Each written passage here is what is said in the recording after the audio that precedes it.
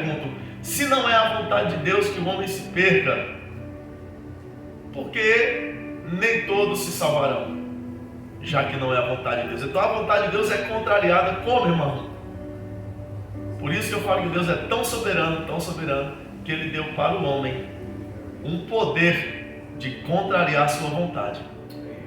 Todavia, há dois destinos, dois caminhos, duas portas, dois senhores. Existe doce e amargo, quente e frio, estreito e largo.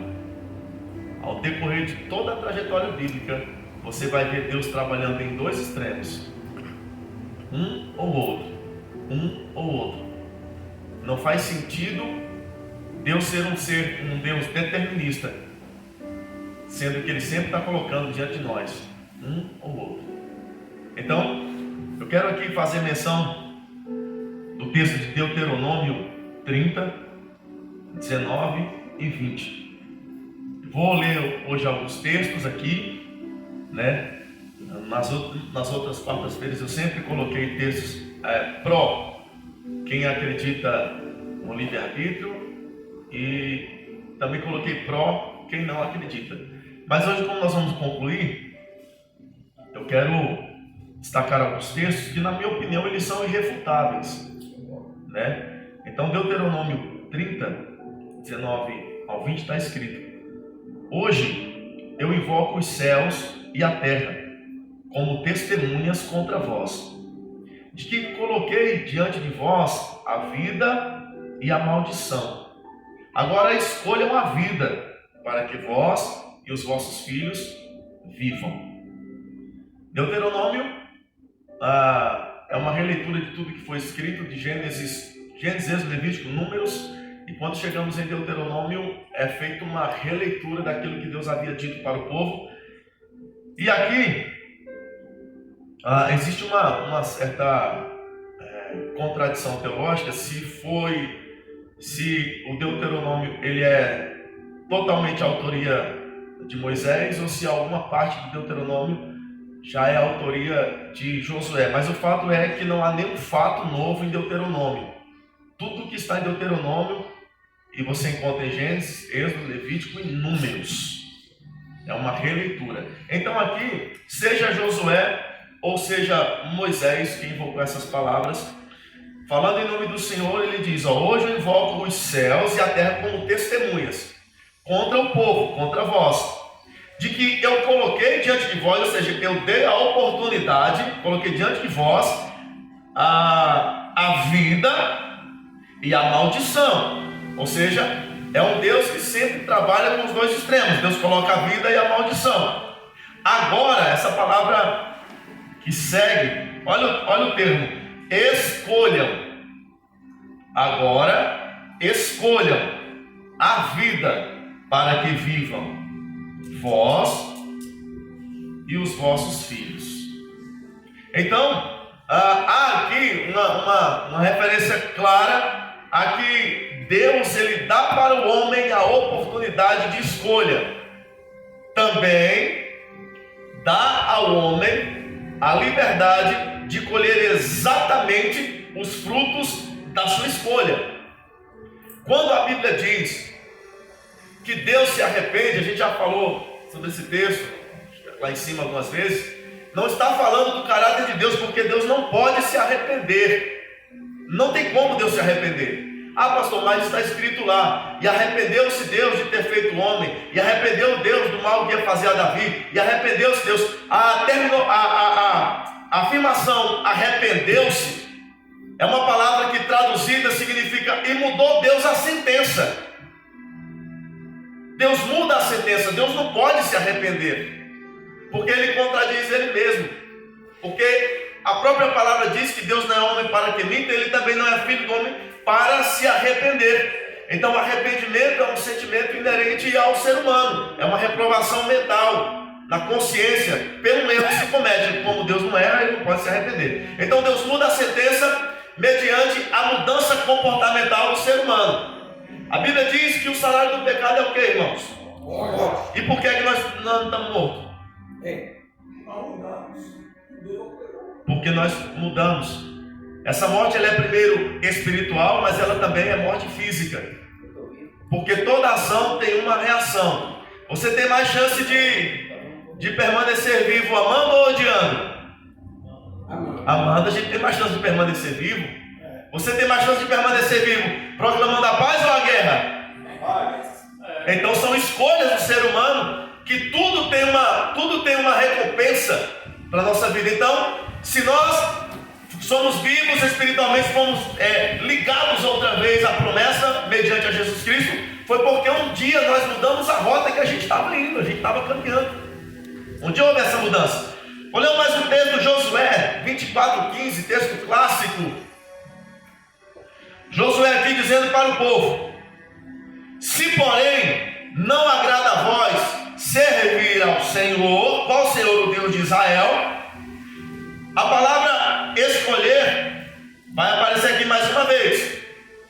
Escolham hoje a quem irão servir.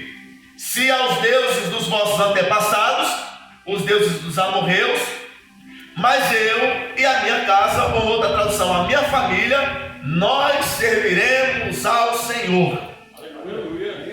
Logo, Josué e sua família tomam uma decisão contrária daquelas pessoas que estavam entrando em terras pagãs, que estavam seguindo os costumes de deuses pagãos. Então Josué deixa claro aqui de uma forma categórica, dizendo que a escolha dele não era baseada na escolha da maioria. Meu Deus. Que a maioria poderia e tinha a liberdade, inclusive garantida constitucionalmente por Deus, porque aqui nessa Constituição aqui, Deus não viola ela.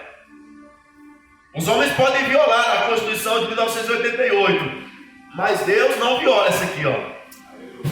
Glória a Deus. Se está aqui, irmão. Não tem. Aqui não tem habeas corpus, não tem jeitinho, não tem brecha na lei, não tem. Porque essa Constituição revela o caráter de Deus. Deus se dá a conhecer pelas Escrituras. Nada se sobrepõe às Escrituras. Nem sonho, nem revelação, nem profecia, absolutamente nada pode ir além do que foi colocado, do que está posto. Deus é tão soberano, que Deus se fez refém desse livro. Porque esse livro revela o caráter dele. Então, se Deus tem fidelidade para conosco, não é conosco, é a Ele, a palavra dele. Então Deus é fiel a Ele mesmo, irmão. E Deus está revelado nas Escrituras, e Deus não irá além das Escrituras. Nunca vai acontecer nada nessa terra que não esteja escrito. Nunca acontecerá nada fora desse livro. Absolutamente nada. Porque Deus, eu quero aqui deixar Deus pequeno, né, que eu posso dizer. E como entender um Deus que cabe dentro de um livro, irmão? Como você vai entender um Deus que cabe dentro de um livro? Por isso que quando Deus diz lá em Jeremias 29:11, eu bem sei os pensamentos que tenho acerca de vós, pensamentos de bem e não de mal, para dar-vos o fim que esperais. Eu falo que quando você pega a Bíblia na mão, você está com o pensamento de Deus compactado na sua mão. O pensamento de Deus. Eu gosto de fazer essa analogia. A próxima palavra que eu vou dizer, você não sabe. Você não sabe a próxima palavra que eu vou dizer. E tem várias formas de você saber. A primeira forma de você saber é se eu falar ela. Se eu falar, você vai saber qual que é a próxima palavra que eu vou dizer. Mas eu posso fazer com que você saiba o que eu vou dizer sem eu dizer nenhuma palavra. Você pode saber o meu pensamento agora, se eu dizer uma palavra. Basta que eu pegue uma caneta, um papel e escreva ela e mostre para você, você vai saber. Ou seja, na antiguidade Deus falou com os profetas através de sonho, de visão e da sua própria visitação. Mas a nós, a esse tempo, Ele transmite o seu pensamento através da sua palavra escrita, que é a revelação de Deus para a nossa vida. Então, irmão, eu não preciso de guru para me saber o futuro. O meu futuro já está escrito. Eu sei como é que vai ser o dia de amanhã. O meu futuro já está escrito. Eu não sei se terei amanhã, mas se amanhã estiver vivo, consigo saber o dia de amanhã. E eu sei que se eu permanecer e se eu não permanecer nessa palavra, é disso que depende o meu futuro. Se vai ter amanhã, a gente não sabe se vai ter amanhã. Mas se houver, nós podemos saber como será o nosso amanhã. Se você estiver nessa palavra ou se você estiver fora dessa palavra. Porque o futuro é escravo de uma semente. O que a palavra de Deus diz? Tudo que o homem semear, certamente ele vai colher. A Bíblia não diz algumas coisas, ela fala que absolutamente tudo que o homem semear. Então semeadura é uma escolha. Planta quem quer. Planta quem quer. Mas a colheita, irmão, de Gênesis a Apocalipse, ela é obrigatória. A colheita do que nós fazemos, ela é obrigatória. Meu Deus. Às vezes a gente confunde, estou até saindo um pouco fora aqui do estudo, mas às vezes a gente confunde perdão com isenção. São coisas diferentes. O perdão de Deus é uma coisa, isenção é outra. Deus nos perdoa, sim ou não, irmão? Sim. Mas não nos isenta das consequências do nosso erro. É verdade. Eu posso achar que Deus me perdoa, mas eu vou ficar isento. Olha o que foi o Davi. Davi, você está perdoado, irmão, mas você não está isento. Salomão e tantos outros homens. Gideão, não posso isentar você. Aí o cara vai lá, engravida, tem um filho fora do casamento. Estou dando um exemplo aqui para os irmãos. Se ele se arrepender, irmão, Deus perdoa ele, sim ou não? Mas quem vai pagar a pensão do menino é Deus? Não. É ele, porque a responsabilidade, uma coisa é Deus perdoar, outra coisa é Deus isentar você, irmão, da sua responsabilidade. Eu sempre dou esse exemplo. Eu tenho um carro velho, um bolsinho ali. Se você bater na traseira do meu carro, eu lhe perdoo na hora, mas eu te dou um cartão do funileiro para você lá para transformar meu carro. Ou seja, arca com a tua responsabilidade. Então, às vezes a gente pensa que as nossas escolhas não têm responsabilidade. E tem responsabilidade. Existe responsabilidade pelas nossas escolhas. Então vamos continuar. Perdoa, Senhor. Aleluia. Olha o que diz Neemias 9,16. Mas os vossos antepassados, essa palavra é linda que vai aparecer aqui na frente, ó. Tornaram-se, ou seja, não era, tornaram-se arrogantes e obstinados. E por se tornarem arrogantes e obstinados, olha o que diz a sequência do texto: não obedeceram os mandamentos do Senhor. Eles se recusaram a te ouvir. E por se recusar a te ouvir, a consequência é: e esqueceram dos sinais que realizastes entre eles. Deus. Olha a escolha do ser humano como tem consequência, irmãos. Olha o poder da nossa escolha, a consequência que tem. Primeiro aqui, ó, Neemias está falando para o seu povo, os nossos antepassados. Ele está dando um exemplo do que aconteceu para chegar aonde ele estava. Vale a pena salientar e lembrar que Neemias é período pós-exílio, né? Neemias fala depois dos 70 anos do cativeiro babilônico. Não vai dar tempo de falar, aqui o tempo não vai me permitir, mas Neemias está falando de um comportamento que levou os antepassados para a Babilônia, que foi justamente a desobediência a Deus.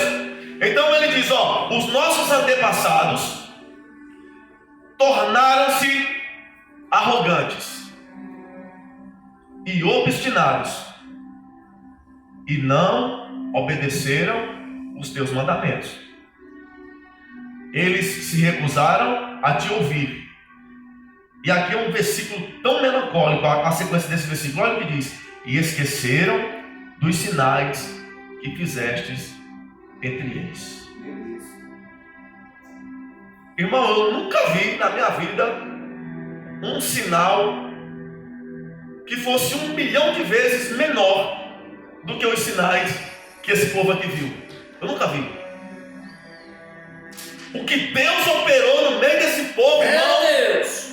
Mas ele vem aqui dizendo que tudo isso foi esquecido por eles. Por que foi esquecido? Porque eles se tornaram arrogantes. Segundo, se tornaram obstinados. E depois da obstinação, eles decidiram não mais obedecer. E quando não mais obedeciam, tudo que Deus fez passou a ficar no esquecimento na vida deles.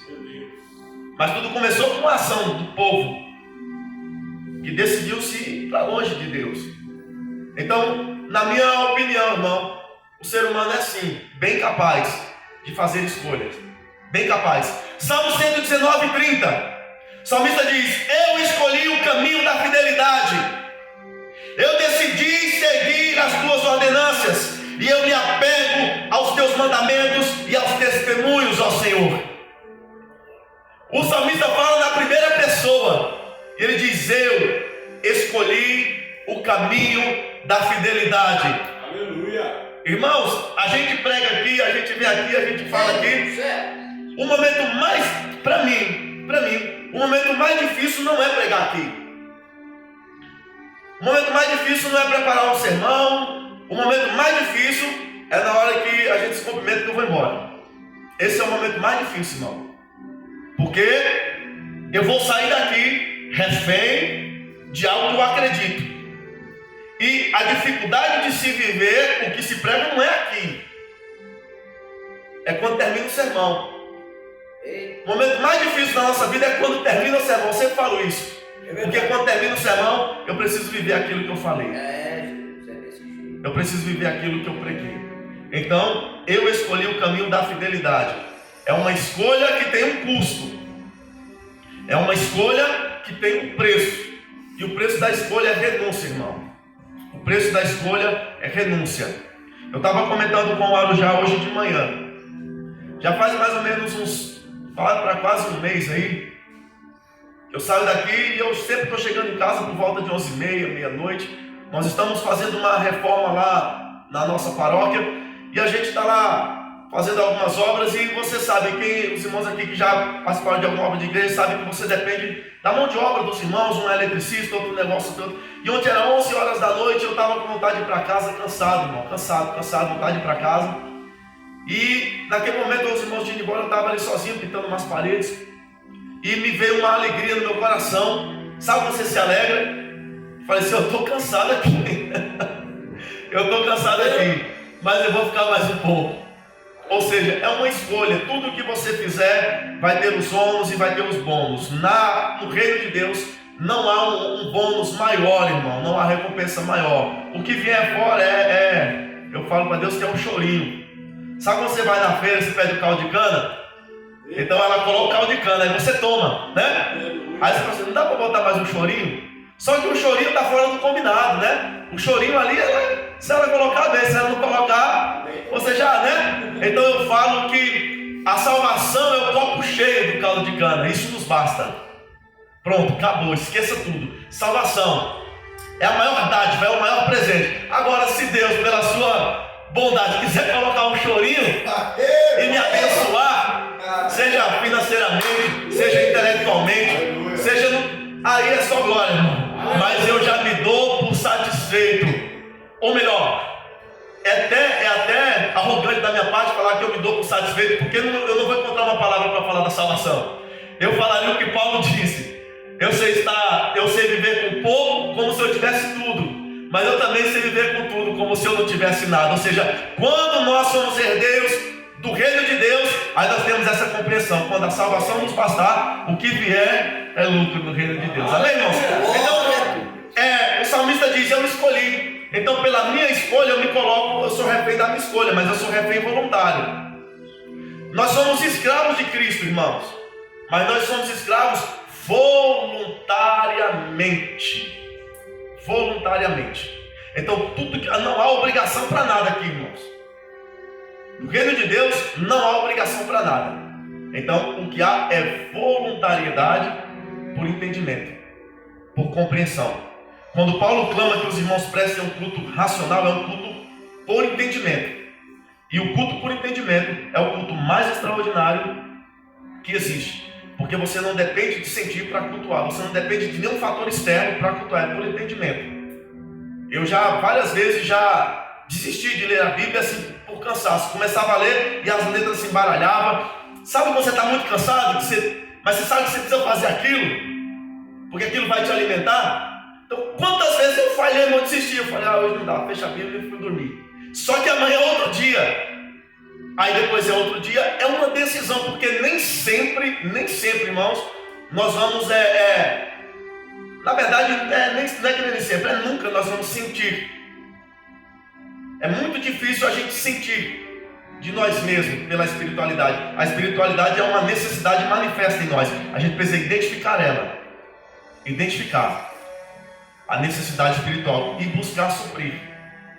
Tem vezes que você começa qualquer coisa, ou orar, ou ler um capítulo da Bíblia. Não sei se você já se perdeu lendo a Bíblia nas horas.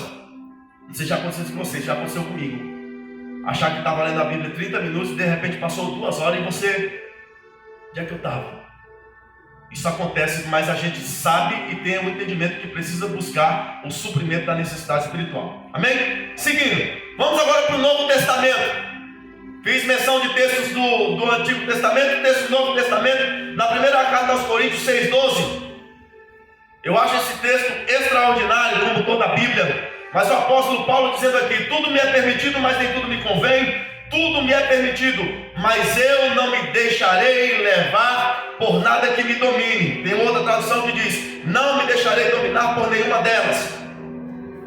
Então, quando Paulo diz que tudo é permitido, mas nem tudo convém, ele está falando justamente da consciência de escolha. Daquilo que nos convém, daquilo que não nos convém. Eu não vou me colocar debaixo de um jugo de servidão. É isso que ele está dizendo. Eu não serei dominado por nenhuma delas. Escolha. Romanos 10:9. Romanos 10:9. Coisa linda. Olha, se você confessar com a sua boca que Jesus é o Senhor e crer em seu coração que Deus o ressuscitou dos mortos, será salvo. E aqui nós vamos fechar com chave de ouro, o último versículo com chave de ouro. Como tudo isso que eu li desde a primeira quarta-feira até hoje é possível. Só existe um jeito disso se tornar possível. Só existe uma maneira disso se tornar possível. Só existe um jeito do livre-arbítrio ser revalidado, que é o versículo que eu vou ler agora. Tudo isso se resume aqui em João 16:8, que diz: quando ele vier, convencerá o mundo do pecado, da justiça e do juízo de Deus. Aleluia. Tudo isso só é possível com essa palavra: convencerá. Aqui poderia estar obrigará, determinará, mas o texto é claro em dizer convencerá. Se você pesquisar no dicionário o que significa a palavra convencer, lá está escrito: convencer significa persuadir alguém a admitir um fato ou uma ideia. Persuadir alguém a admitir um fato ou uma ideia. Ou seja, o Espírito Santo é aquele que nos persuade, é aquele que nos convence a abandonar o pecado, a mudar a trajetória, a mudar a rota. Em outras palavras, é como se você tiver só comendo, eu estou fazendo brincadeira, mas feijão puro, feijão puro, feijão puro, e o Espírito Santo de Deus diz assim: ó, tem uma oportunidade para você. Olha esse prato muito maravilhoso aqui. É como se você estiver comendo só carne podre e você esteja, só tem aquilo para você. E o Espírito Santo chega e diz: tu não quer esse prato aqui não? Glória a Deus. Tu não quer essa comida aqui não? É isso. A oportunidade, a chance para você poder fazer escolha. Infelizmente, vai haver aqueles que vão dizer: muito obrigado, me deixa aqui com o meu prato de carne podre. Muitos, isso está acontecendo todo dia. Então o Espírito de Deus persuade a nós admitirmos uma ideia. Qual que é a ideia? De que nós somos pecadores. Qual que é a ideia? De que nós temos um destino. Caso nós não temos um destino, de todo jeito nós temos um destino independente. Só que nós podemos mudar o destino. Porque se nós nascemos inclinados ao pecado, o Espírito de Deus nos deu a oportunidade de desviar essa rota. Então, convencimento. E aqui, irmãos, a gente conclui esse estudo. Eu quero só dar um breve testemunho sobre convencer. Desde que eu me converti, eu sempre gostei muito de leitura. Eu comecei, na verdade, a ler depois da minha conversão. O meu primeiro livro que eu li na vida foi a Bíblia. E tinha coisas que eu lia que eu falava: isso aqui, por que eu estou lendo isso aqui? Né? E eu sempre gostei de estudar a questão de heresia, de seita e tal. Comprava livros e tal. E eu sentia que um dia Deus ia me colocar em algo que eu pudesse, que aquilo que eu havia estudado não seria em vão. Eu falava com Deus, tudo assim que eu procuro de informação, isso não há um dia o Senhor vai me usar de alguma maneira. E Deus sempre, às vezes, me coloca em algumas situações, mas recentemente, irmãos, eu passei por uma experiência, isso faz mais ou menos uns 40 dias atrás, não faz mais, uns 2 meses, para ser mais preciso. Lá na nossa paróquia, lá tem uma irmã, chama a irmã Mônica, e ela começou a ir na igreja, daí ela falou assim: pastor, o meu marido quer conhecer o senhor, ele quer conhecer o senhor e tal. Ela veio da Testemunha de Jeová, e ela falou: ele quer conhecer porque eu estou vindo aqui, e ele e tal, preparou um café, fui lá na casa dele. Falei: Testemunha de Jeová, vamos lá. Botei a Bíblia debaixo do braço e fui na casa dele. Quando eu cheguei lá, ele me recebeu muito bem. E ele falou, irmãos, ele começou a falar por 2 horas. Esse homem falou 2 horas sem parar. Ele nasceu e cresceu. Avós, pais e toda a família nas Testemunhas de Jeová. É um ancião, é um ex-ancião. Irmão, como diz meu pastor Genival, o homem é uma bomba. O homem é uma bomba. E argumento, e palavra, e que não sei o que no grego, e para que não sei o que, e para um homem altamente instruído, irmão, altamente instruído. E aí eu ouvi ele por 2 horas, irmão, 2 horas. Por 2 horas. E aí ele falou assim: a minha esposa está indo lá na igreja do pastor, eu estou vendo um comportamento na vida dela, algo diferente na vida dela, e etc, etc. Ele foi falando. E quando ele terminou de falar, eu falei: irmão, eu tenho 2 coisas para te falar. Faz mais ou menos 2 horas que o irmão falou. Aí o irmão escolhe as 2 vertentes que o irmão quer ouvir. Eu posso refutar tudo que você disse agora, à luz da Bíblia, mas eu posso te falar de uma experiência. Qual que o irmão quer ouvir das 2? O irmão quer entrar em um debate teológico, e eu lhe garanto que eu refuto toda a palavra que você acabou de dizer. Ou você quer ouvir uma experiência? Aí ele pensou: eu quero ouvir a experiência. Aí eu comecei a falar para ele: sabe o que está acontecendo com a sua esposa? O que aconteceu comigo no dia 17 de abril de 2011, quando eu entreguei a minha vida para Jesus. E eu comecei a falar de Jesus para ele. E aí foi a minha vez de falar 2 horas.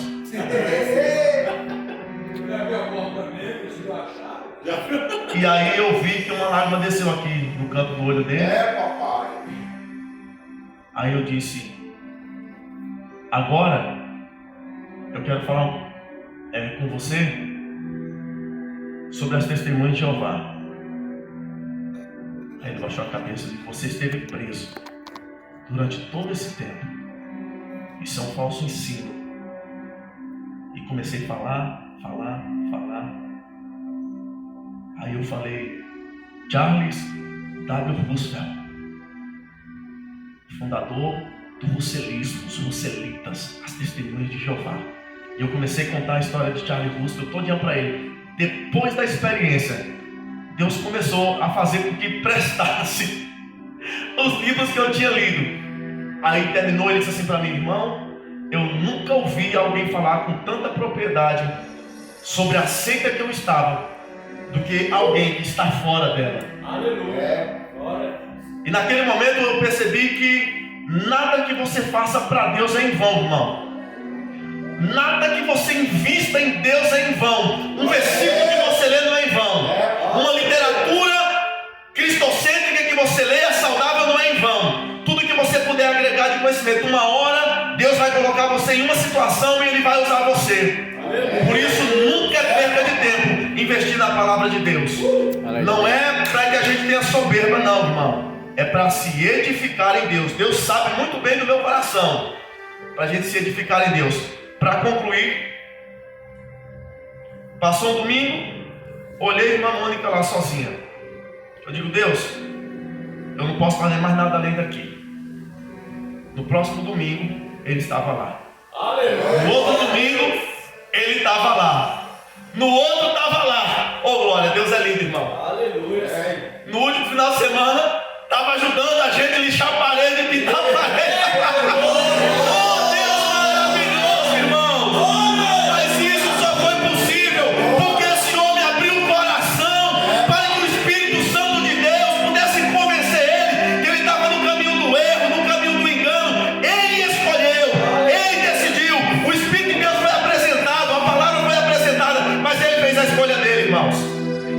concluir, eu discordo em gênero, número e grau de quem afirma que nós somos seres que nascemos determinados por Deus para fazer o mal ou para fazer o bem. Não. Nós nascemos com uma inclinação para o mal por conta da natureza caída de Adão. Mas no meio do caminho veio Jesus Cristo para mudar a nossa trajetória. Nós temos a oportunidade e a capacidade de escolher em nome de Jesus.